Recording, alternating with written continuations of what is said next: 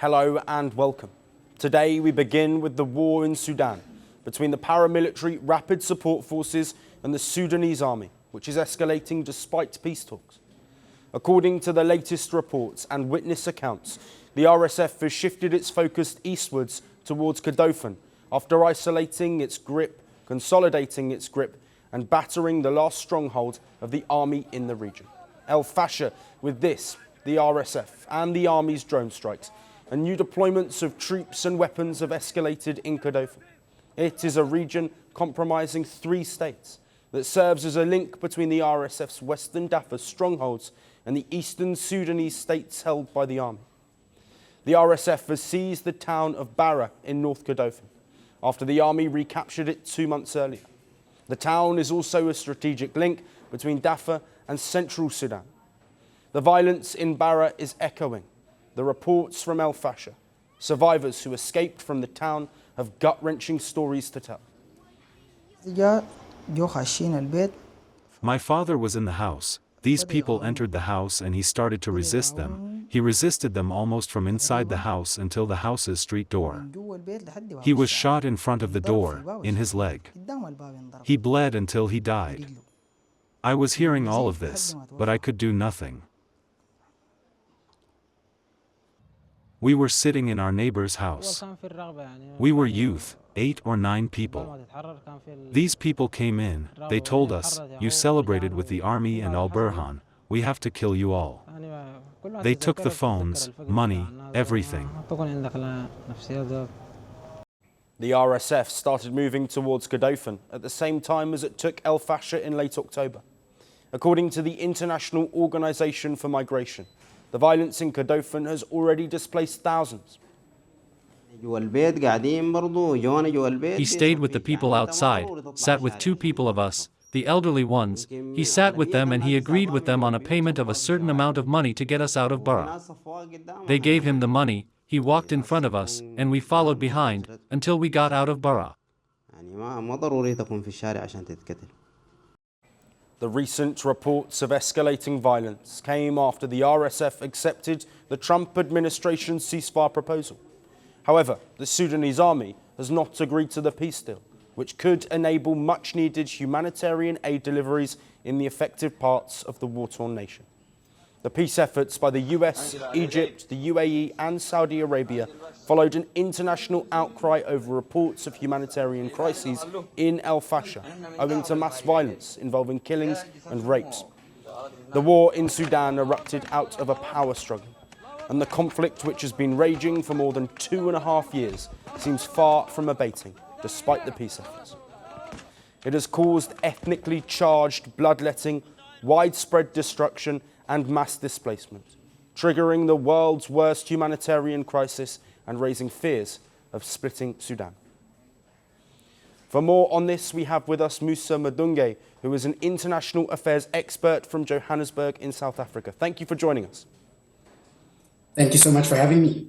Let's first look at the fact that the RSF have accepted a peace proposal, but are still continuing military action. Does this at all surprise you? No, not at all. It really doesn't surprise me that they would go with this move. In many ways, it is an attempt by the RSF to consolidate their position in Sudan. And part of this is controlling major oil infrastructure and key routes. And in many ways, this is a consolidation of their position. But of course, it does have ramifications in terms of the stability in Sudan and the greater region.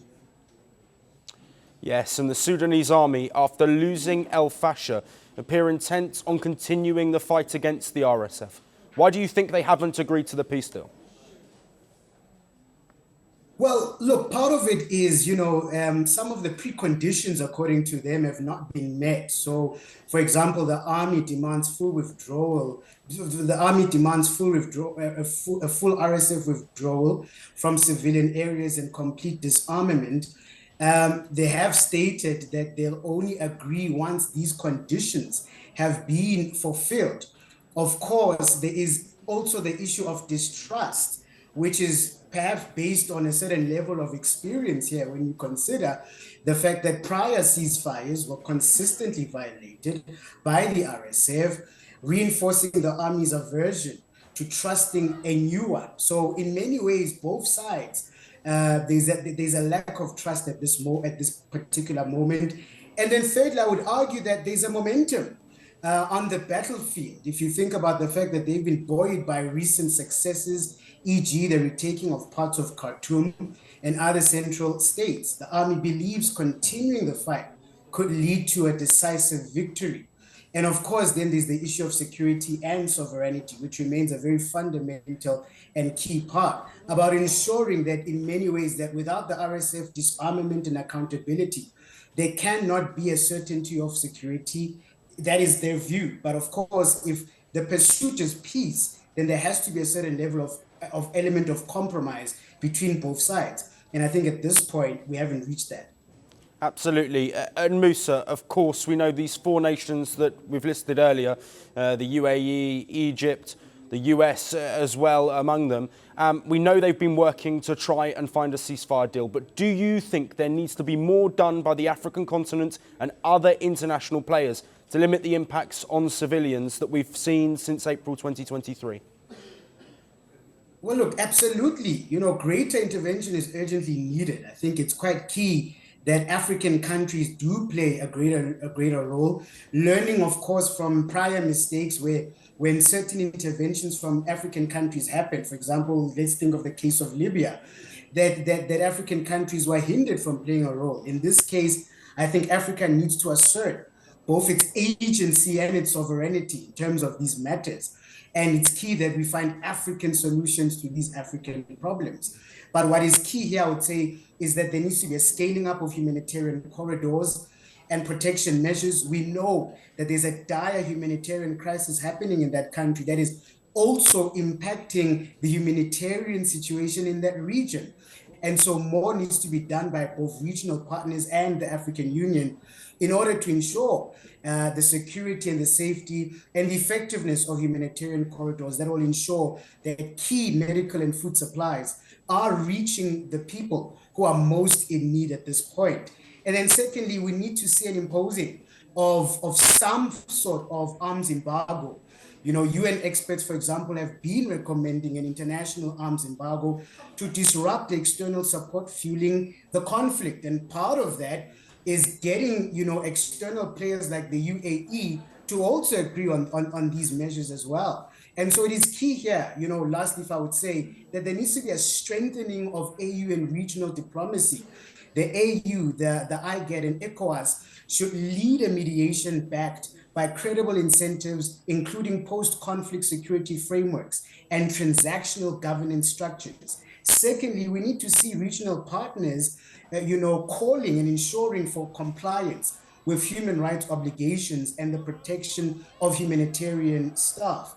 And of course, we have to think about what happens in terms of accountability and the issue of civil society support. And in many ways, both the UN, the AU, and other partners have a key role, and I would argue an obligation to ensure that the necessary frameworks are put in place to ensure that society is supported, but also the long-term stability of the country is returned.